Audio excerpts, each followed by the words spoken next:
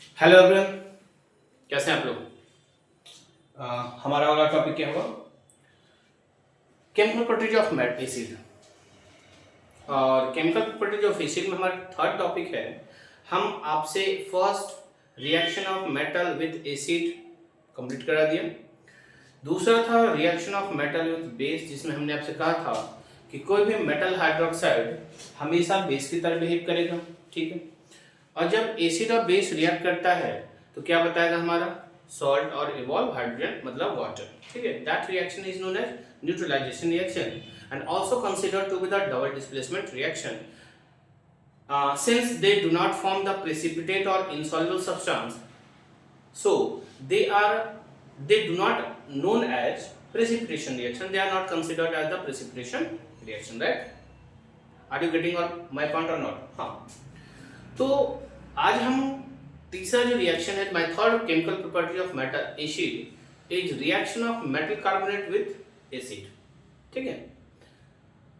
And when metal carbonate react with acid, it always forms or evolve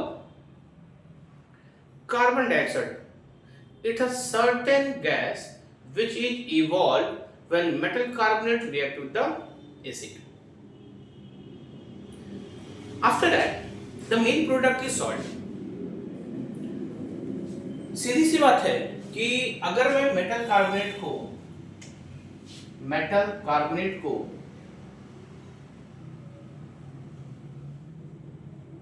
जब हम acid के साथ reaction करा देंगे तो सर बना क्या देगा?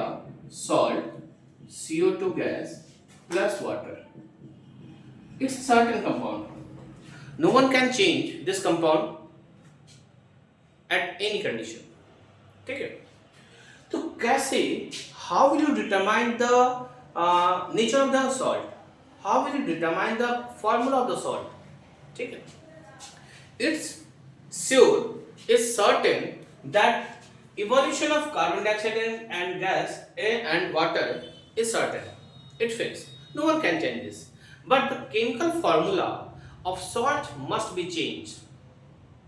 As we change the metal, as we change the carbonate, metal carbonate, as we change the acid, the formula of the salt, chemical formula of the salt must be changed. ठीक? आइए, जैसे अगर metal carbonate लूं, इसका symbolic, इसका एक representation होगा MCO3. Metal represent, capital M represent the metal and CO3 represent the carbonate, right? And HCl, कोई भी एसिड, बट द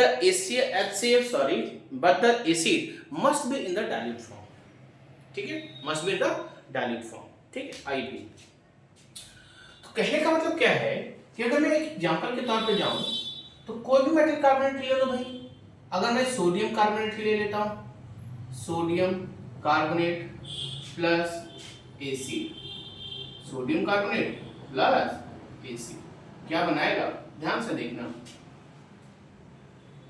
सॉल्ट, कोई भी एसिड ले लो भाई, HCl ले लीजिए, क्या बना देगा?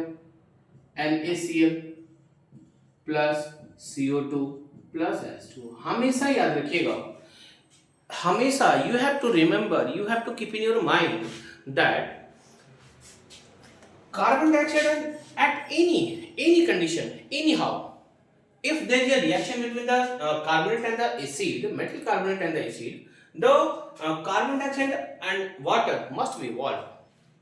No one can change it, ठीक? You must write it there, ठीक है।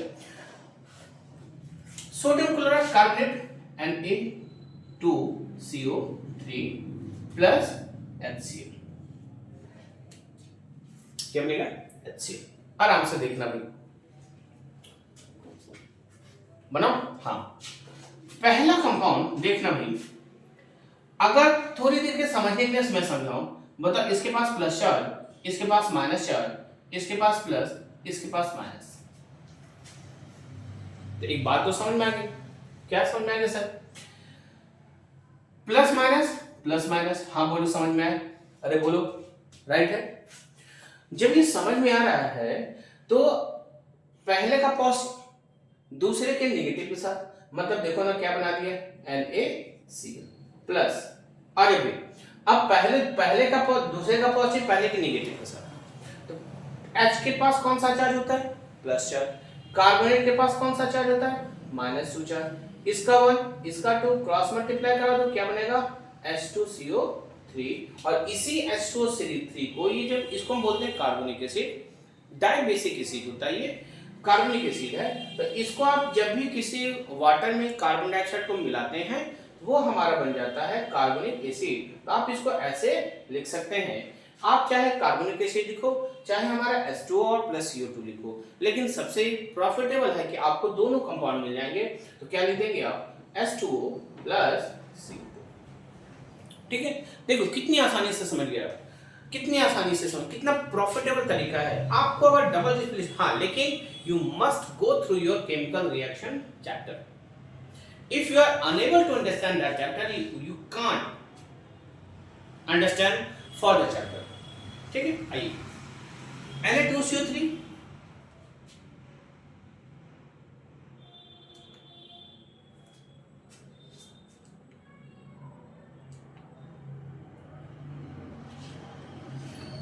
Na2CO3 देखिए। अब अगला एक ले लेते हैं,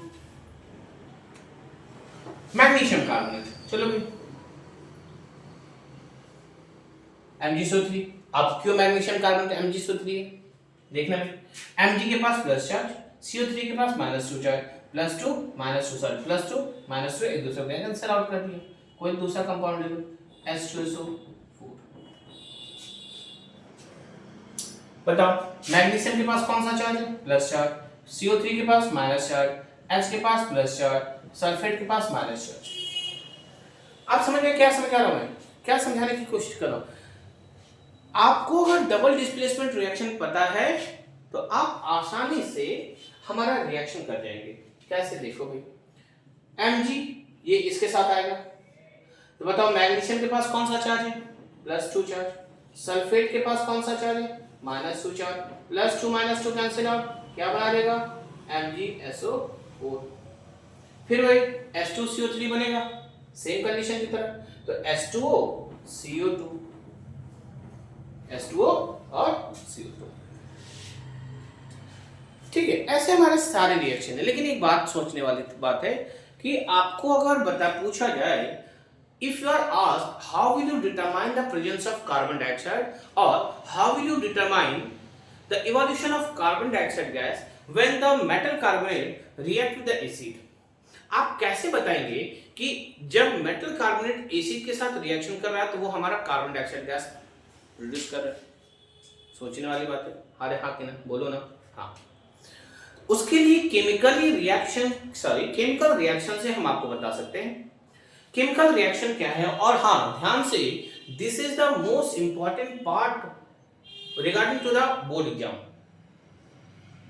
इंपॉर्टेंट क्वेश्चन है, हमेशा किसी न किसी सेट में किसी न किसी ईयर में पूछा है। 2017 लीजिए, 18 लीजिए, 22, 21 जो भी लीजिए, कहीं ना कहीं आपको एक क्वेश्चन दिख जाएगा कि जब भी लाइम वाटर को carbon dioxide gas lime water से जब कार्बन डाइऑक्साइड गैस पास करेंगे तो व्हाट विल हैपन। ठीक है, what will happen when carbon dioxide gas is pass through the lime water. Indirectly वो आपको केमिकल रिएक्शन के इस रिएक्शन में जो कार्बन डाइऑक्साइड प्रोड्यूस हो रहा है उसके टेस्ट को डिटरमाइन करने के लिए बोल रहा है। ठीक है, दूसरा क्वेश्चन पूछ देता है, what will happen when excess of carbon dioxide gas is pass through the lime water. ये दो रिएक्शन आपको, यही दो रिएक्शन आपको केमिकल कार्बन डाइऑक्साइड गैस का रिप्रेजेंटेशन करा देगा। जैसे देखो भाई, लाइम वाटर है सी, जब आप कैल्शियम हाइड्रोक्साइड को, टेस्ट है इसके लिए, टेस्ट है, जब आप कैल्शियम हाइड्रोक्साइड को लाइम वाटर से पास करा देंगे, मतलब सॉरी कार्बन डाइऑक्साइड से पास कराएंगे, तो आपको बना देगा CaCO3 प्लस H2O।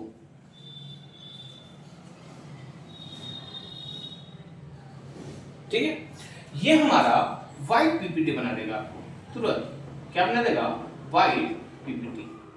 क्या हमारा कैल्शियम कार्बोनेट। जैसे ही आप कैल्शियम हाइड्रोक्साइड से कार्बन डाइऑक्साइड गैस पास करा देंगे तो आपका बना देगा व्हाइट पीपीटी। और जैसे ये बना, समझ लीजिए वो कौन सी गैस इवॉल्व हो रही थी, वो हमारा कार्बन डाइऑक्साइड। लेकिन क्वेश्चन आ जाता है what will happen when excess of CO2। भाई अगर लिमिटेड है तो आपका कैल्शियम कार्बोनेट और वाटर बना रहा है व्हाइट पीपीटी के साथ। लेकिन जब ये सेम एक्सेस अमाउंट में पास करा दे तब क्या होगा, ध्यान से रखिएगा। प्राइमरी प्रोडक्ट तो हमारा ये बनेगा, लेकिन फिर भी आपने कार्बन डाइऑक्साइड गैस देना छोड़ा नहीं, कार्बन डाइऑक्साइड को पास कराना छोड़ा नहीं, तो क्या होगा, इसी के साथ वो फर्दर रिएक्शन करना शुरू करेगा। आगे भाई फर्दर रिएक्शन करेगा CaCO3 plus H2O plus CO2। जब आप, और ये CO2 कौन है, ये लिमिटेड नहीं सर, ये हमारा एक्सेस ऑफ CO2 है। क्या बना देगा, कैल्शियम बाय कार्बोनेट। क्या है सर, कैल्शियम बाय कार्बोनेट। और इनका कलर कोई कलर नहीं है, डिकलराइज हो जाएगा, ये कलरलेस होगा। ये क्या हो जाएगा, हमारा कलरलेस हो जाएंगे, मतलब कोई कलर नहीं होगा। ये सीधी सी बात है। When excess of CO2 is passed through the lime water or calcium hydroxide, the calcium bicarbonate, a colorless compound must be formed, which proves the presence of carbon dioxide gas during the reaction of metal carbonate and acid। जब acid metal carbonate, क्या था procedure, देखो भाई, metal carbonate acid के साथ salt carbon dioxide water बना रहा है, फिर सोडियम कार्बोनेट है बना दिया, मैग्नीशियम कार्बोनेट है, इस CO2 को आपने पास करा दी किससे, लाइम वाटर से। क्या बना देगा, कैल्शियम कार्बोनेट प्लस वाटर। इस कैल्शियम कार्बोनेट को प्लस वाटर को जब फर्दर फिर से कार्बन डाइऑक्साइड गैस पास कराएंगे, हमारा कैल्शियम बाइकार्बोनेट बनाएगा, जो एक कलरलेस कंपाउंड होंगे, कोई प्रेसिपिटेट नहीं, इनसॉल्युबल। ये इनसॉल्युबल था, जबकि ये सॉल्युबल हो जाएंगे। अंतर लिख गया ना, एक्सेस ऑफ CO2 जब पास कराएंगे तो क्या होगा, बोलो, अरे बोलो ना, आर यू गेटिंग और माय पॉइंट और नॉट, राइट। चलिए, दूसरी बात ये है कि आप अगर इसी को मेटल कार्बोनेट की जगह पे मेटल बाइकार्बोनेट करवा दो, किसकी जगह, मेटल कार्बोनेट की जगह मेटल बाइकार्बोनेट करवाते। चलो आगे क्या है हमारा, मेटल बाइकार्बोनेट।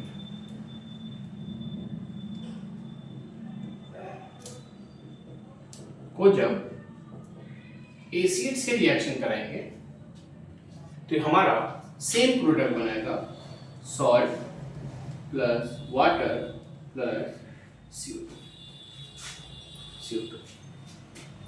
मान लो भाई क्या है, मेटल कार्बोनेट Na।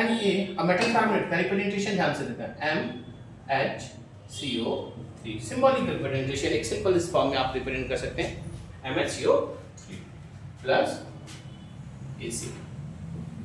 एसिड हमेशा किस में होना चाहिए, डाइल्यूट फॉर्म में। किस में होना चाहिए, डाइल्यूट फॉर्म में। ये बात बताना, कोई भी मेटल ले लो भाई, NaHCO3, NaHCO3